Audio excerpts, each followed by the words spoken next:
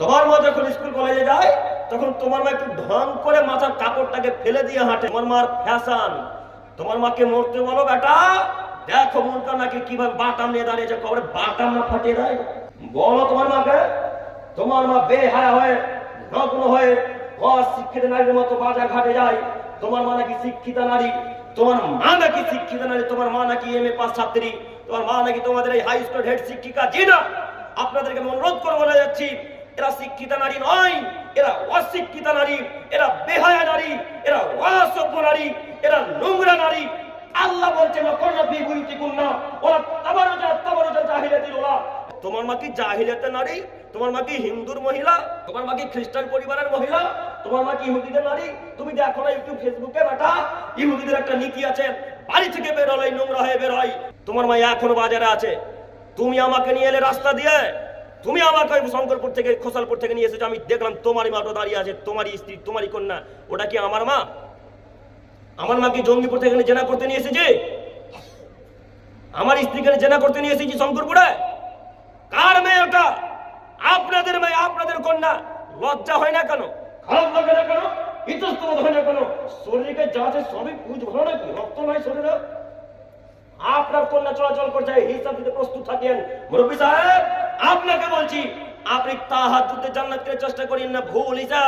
ইসরাফিল আলাইহিস সালামকে আল্লাহ তাআলা ফুঁক দেওয়ার জন্য আদেশ করেছেন, ইসরাফিল যখন আমি আদেশ করব তখন তুমি ফুঁক দিবেন, তখন তুমি ফুঁক দিবে। তাই ইসরাফিল আলাইহিস সালামের কথা আল্লাহ তাআলা এখানে পেশ করেছেন। তিনি বলছেন অনুফিকা ফিসসুর, যখন ইসরাফিল আলাইহিস সালাম ফুঁক দিবেন, ফাসাইকা মান ফিস সামাওয়াতি ওয়া মান ফিল আরদ, আসমান এবং জমিনে যা কিছু আছে, আসমান এবং জমিনে যা কিছু আছে সবাই ধ্বংস হয়ে যাবে, ইল্লা মাশাআল্লাহ, তবে আল্লাহ যাকে ব্যতীত তাকে ধ্বংস করবেন না। আল্লাহ যাকে চাইবেন তাকে ধ্বংস করবেন না। এখানে একটা ইখতিলাফি মাসলা, অনেক উলামায়ে কেরামগণ বলেছেন যে এই ফুঁকে ফেরেশতাগণ মারা যাবে না। অনেক উলামায়ে কেরামগণ বলেছেন এই ফুঁকে ফেরেশতাগণ মারা যাবে না। আবার কেউ কেউ বলছেন যাবে। তবে যেটাই হোক না কেন, ইসরাফিল আলাইহিস সালাম যখন ফুঁক দিবেন তখন আসমান এবং জমিনে যত কিছু আছে সবাই মৃত্যুবরণ করবে। যুবক, এবার তোমাকে বলি, মুরব্বী সাহেব এবার আপনাকে বলি, আপনার বয়স আজকে 55 বছর, এখন পর্যন্ত সালাত আদায় করেন না, তাহলে কি আপনি মনে করেছেন আমি মারা যাব না? কথা বলেন একটু। মুরব্বী সাহেব আপনাকে বলছি, আপনার চুল দাড়ি সব পেকে গেছে, লাঠি নিয়ে হাঁটতে হয়, এখন পর্যন্ত মসজিদের গেট কোন দিকে আছে চেনেন না, আপনি কি মনে করেছেন আপনি মারা যাবেন না? আল্লাহ বলছেন আসমান এবং জমিনের নিচে যা কি, জমিনের উপরে যা কিছু আছে, আসমানের নিচে জমিনের উপরে যা কিছু আছে সব কিছু মৃত্যুবরণ করবে। তাহলে বলুন এখানে জিন কিভাবে উদ্ধার পায়? তাহলে বলুন এখানে মানুষ কিভাবে বেঁচে যেতে পারে? জি না, কেউ বাঁচবে না। মুরব্বী সাহেবকে মৃত্যুবরণ করতে হবে, যুবকদেরকে মৃত্যুবরণ করতে হবে, আমাদের সকলকে মৃত্যুবরণ করতে হবে। এই কথার এই আয়াতকে পেশ করে আমি আপনাকে বলতে চাইছি, আপনি সালাত না আদায় করে কিভাবে পৃথিবীতে বসবাস করছেন এটা আমরা বুঝতে পারি না। নামাজ না পড়ে কিভাবে আপনি পৃথিবীর বুকে বসবাস করছেন, তাহলে কি আপনি মনে করেছেন আপনি আসমান জমিন, আসমান এবং পৃথিবীর বাইরে আছেন নাকি? হ্যাঁ, কথা বলেন না এরা। আপনারা কি মনে করেন যে পৃথিবীর বাইরে আছে বসবাস করছেন? পৃথিবীর ভেতরে বসবাস করছেন তো? তাহলে মরতে তো হবে নাকি? মরতে যেহেতু হবে, হিসাব নিকাশ হবে। মুরব্বী সাহেব বাঁচতে পারবেন না কিয়ামতের মাঠে, আপনি, আপনার ছেলেও বাঁচতে পারবে না, আপনিও বাঁচতে পারবেন না, আপনার পীর সাহেবও বাঁচতে পারবেন না। আপনার পীর সাহেব বলছে আমি নৌকা নিয়ে আপনাদেরকে জান্নাতে নিয়ে যাব। হ্যাঁ, শোনেননি না? শুনেছেন? শুনেছেন। এখন থাক, এই জায়গায় আবার আসছে। আপনাকে বলছি আসমান এবং জমিনের ভিতরে যেহেতু আছেন, কাজে আপনাকে মৃত্যুবরণ করা লাগবে, যে কোনো মূল্যে আপনাকে সালাত আদায় করা লাগবে, যে কোনো মূল্যে। এবার আপনাকে আবার আমি ওই প্রথম কথাতে ফিরে গেলাম। আল্লাহ বলছেন ইন্নামা ইয়াতাযাক্কারু উলুল আলবাব, নিশ্চয় যারা শিক্ষিত মানুষ, নিশ্চয় যারা জ্ঞানী গুণী মানুষ, তারাই উপদেশ গ্রহণ করবে। সালাতের কথা এখন যে আমি বলছি এটা উপদেশ না উপদেশ নয়? উপদেশ।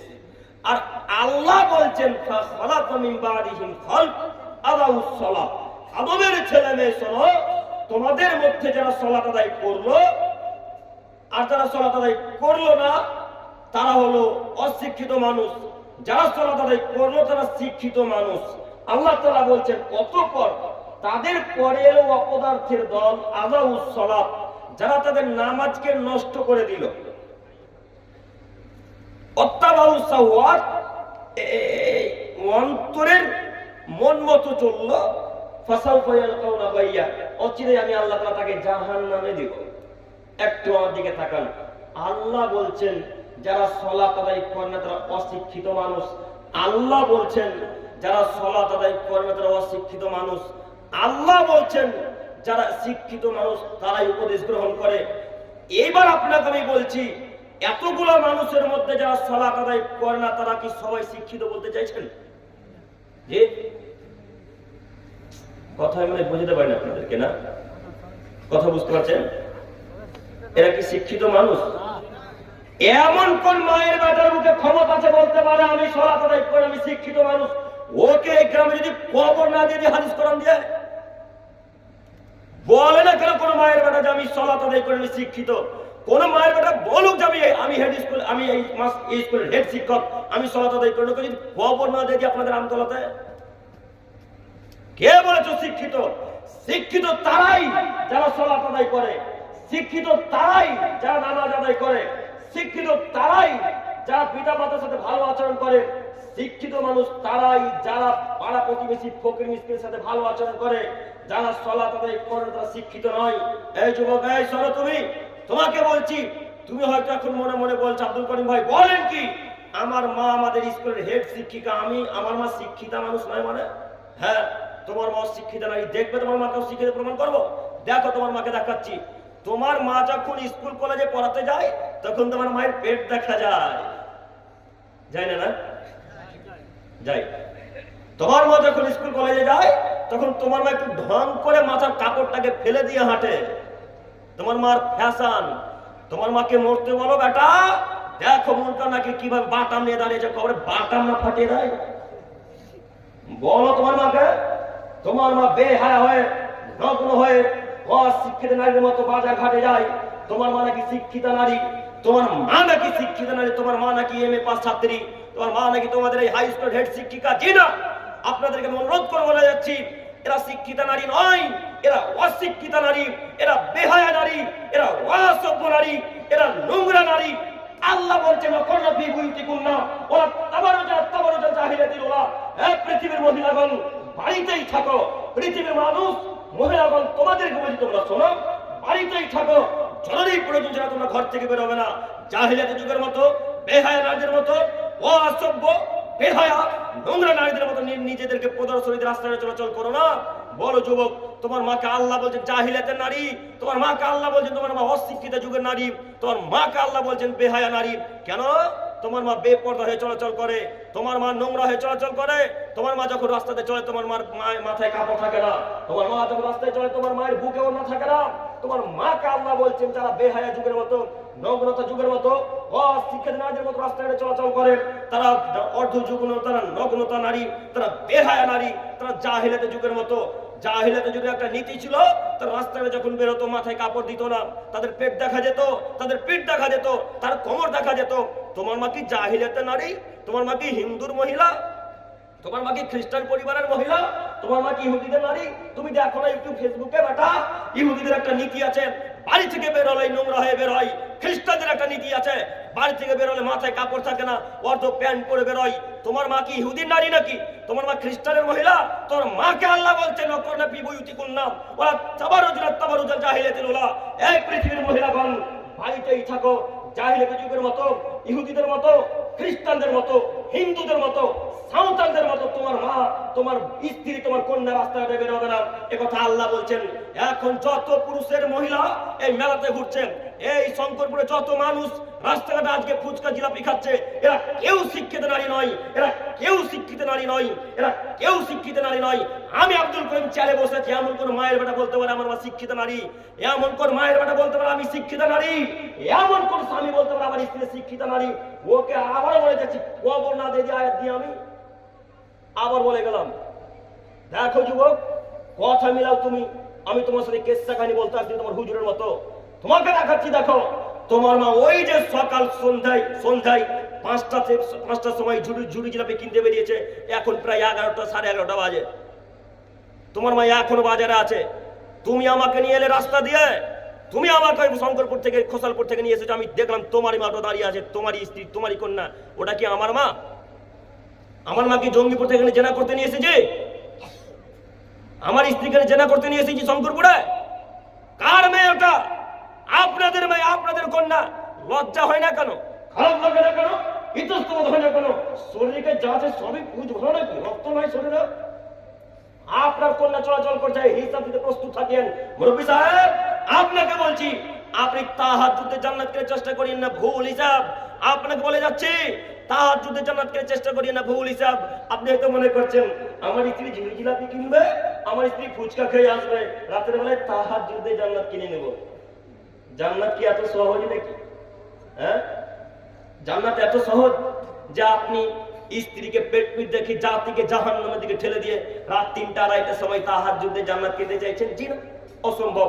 জাহান্নাম পাওয়া যায় খুব সহজে, জান্নাত পাওয়া যায় না।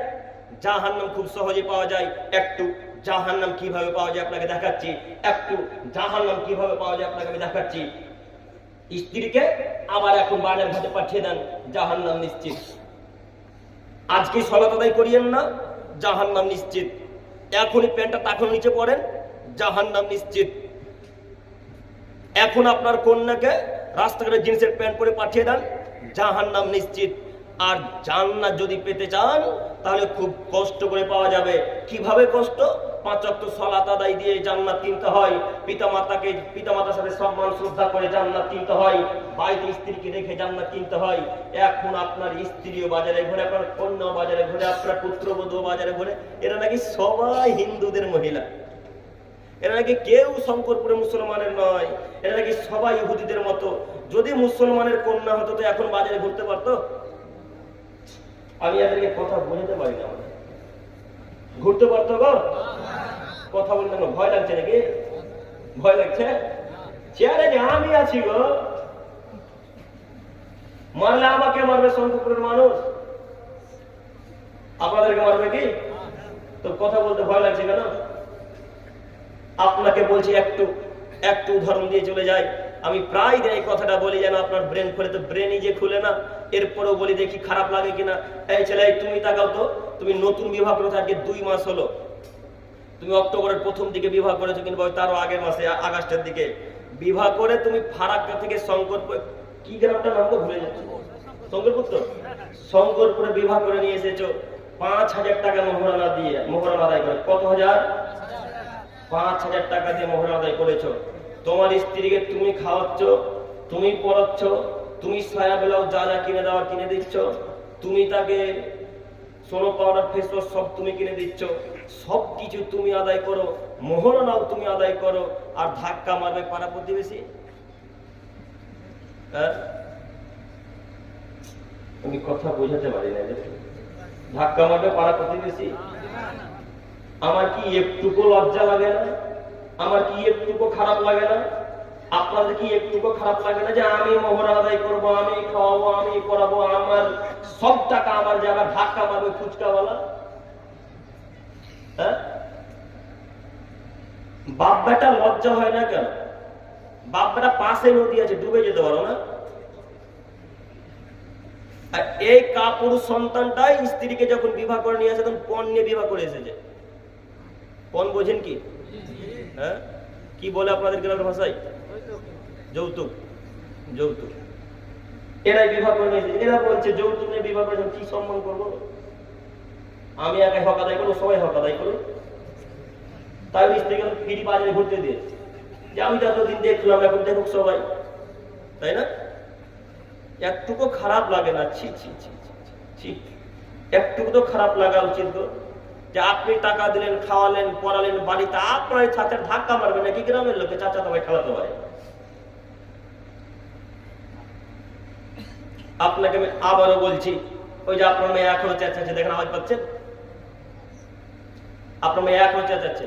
ও বিনা বোরখায় ঢং ঢং ঢং ঢং করতে করতে যার সাথে এসেছে, আবার বিনা বোরখায় ঢং ঢং ঢং করতে বাড়ি চলে যাবে। ওকে কে এসেছে জালসা শুনতে বলতে? কে বলেছে জালসা শুনতে যেতে হবে ওকে? হ্যাঁ, কে বলেছে ওকে জালসা শুনতে হবে? আপনাকে বলি মুরব্বী সাহেব, একটু আমার দিকে তাকান। আপনার কন্যা বোরখা ছাড়া, পর্দা ছাড়া বাড়ি থেকে বের হতে পারবে না। কথা বুঝতে পারছেন কি? বাড়ি থেকে বের হতে পাবে না। জালসার মতো একটা এই দ্বীনি সভাতে, ইসলামিক সভাতে, এইখানে আপনার মেয়ে আজকে বিনা বোরখা এসেছে, এখন দেখেন কিভাবে ঠেকাবেন হবে। আপনি মনে করছেন এখন জান্নাত কিনবো তারপরে উঠবো, তাই না? জাহান্নাম যে ঢুকে গেছে ওখানে, জাহান্নাম যে ঢুকে গেছে, কথা ক্লিয়ার হয় না মনে হয়? জাহান্নাম অলরেডি চলে গেছে, মরেননি, ঢুকেনি কেন? মরেননি তার জন্য। যান আপনার কন্যাকে বাড়ি নিয়ে যান, এখনো চেঁচাচ্ছে আপনার কন্যা। আপনাকে আবার বলে যাচ্ছি, জালসা শুনতে যান, বাজার ঘাটে যান, হাসপাতাল, যেখানে যাবেন না কেন, কি পড়া লাগবে বল, সবাই বলেন। আব্দুল করিম ভাই, আমাদের শঙ্করপুরে বোরখা নাই কোনো পরিবারে। 100টার মধ্যে 90টা পরিবারে নাই, 10টা পরিবারে আছে। কথা ভুল হচ্ছে মনে হয়? কথা ভুল হচ্ছে না? কথা ভুল হয় না তো? কথা ভুল হয় না তো? কথা বলেন। এবার আপনাকে বলছি, যেই 90টা পরিবারে বোরখা নেই, সেই 90টা পরিবারের লোক আমাকে এসে বলুন যে বোরখা কেনার টাকা লাগবে, এখনই দিয়ে দেবো ইনশাল্লাহ, এখনই দিয়ে দেবো ইনশাল্লাহ। আর যদি আব্দুল করিমের কাছে টাকা চাইতে লজ্জা লাগে, তো ফারাক্কা স্টেশনে বাপ্পাটা ভিক্ষা করবে তোমরা সবাই। সবাই বাপ্পাটা ভিক্ষা করে। শঙ্করপুরের মানুষ সবাইকে বলছে তাদের পরিবারে বোরখা নেই। শঙ্করপুরের মানুষ যদি মনে করেন যে চিনতে পেরে যাবে, তাহলে হাওড়া শিয়ালদা চলে যেতে হবে, এদিকে মালদা চলে যেতে হবে। মালদার মানুষ হাওড়া শিয়ালদার মানুষ চিনতে পারবে না। ভিক্ষা করে করে করে করে করে করে করে করে করে যেদিন 1500-1700 টাকা হবে, সেদিন বাপ্পাটা বাড়িতে এসে ওই বোরখা কিনে বাড়িতে ঢুকিও। কথা বোঝা যাচ্ছে? কথা বোঝা যাচ্ছে? কালকে বোরখা কিনা হবে ইনশাল্লাহ। কাল সকাল হতে হতে বোরখা কিনা যায়, কাল সকাল হতে হতে হবে ইনশাল্লাহ। যে কোনো মূল্যে বোরখা কিনতে হবে। আর যদি মনে করেন যে না, আমার স্ত্রী একাই হক আদায় আমি করবো, সবাই হক আদায় করবে, তো করুক তাহলে।